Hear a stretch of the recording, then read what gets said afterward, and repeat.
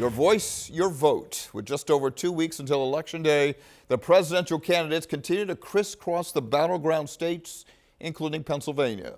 Vice President Kamala Harris was in Malvern, Chester County today, while former President Donald Trump visited hurricane-ravaged North Carolina. And here in Philadelphia, efforts are ramping up to get out the vote. Action News reporter Caroline Goggin has more. There were a lot of efforts throughout the Philadelphia area today to get people to register to vote, with that registration deadline being at midnight tonight. And people we spoke with at an event tonight tell us that this deadline is yet another reminder for voters that Decision Day is just 2 weeks away. It was a critical conversation held over dinner with a focus on voting in this upcoming election. It's very important that we all get out to vote. No matter who you vote for, it's important to vote. At the Enon Tabernacle Baptist Church, a couple hundred people gathered for a meal and to hear from the Power Interfaith Movement about the importance of exercising the right to vote. We want people to really begin to think what's important to them about the election.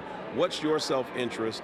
And then begin to think about the persons in your family and in your circle who are uncommitted. The conversation happened just hours before the deadline to register to vote closes in Pennsylvania.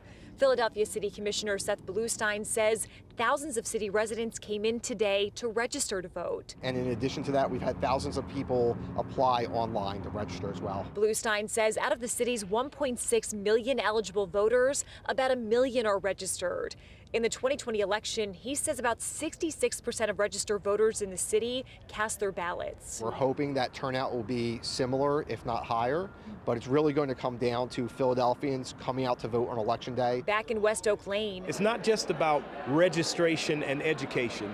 It's also about mobilization. Faith leaders tell us they hope their presentation about voting can push people to not only participate in this upcoming election, but in elections moving forward. As important as a presidential election is, all politics are local.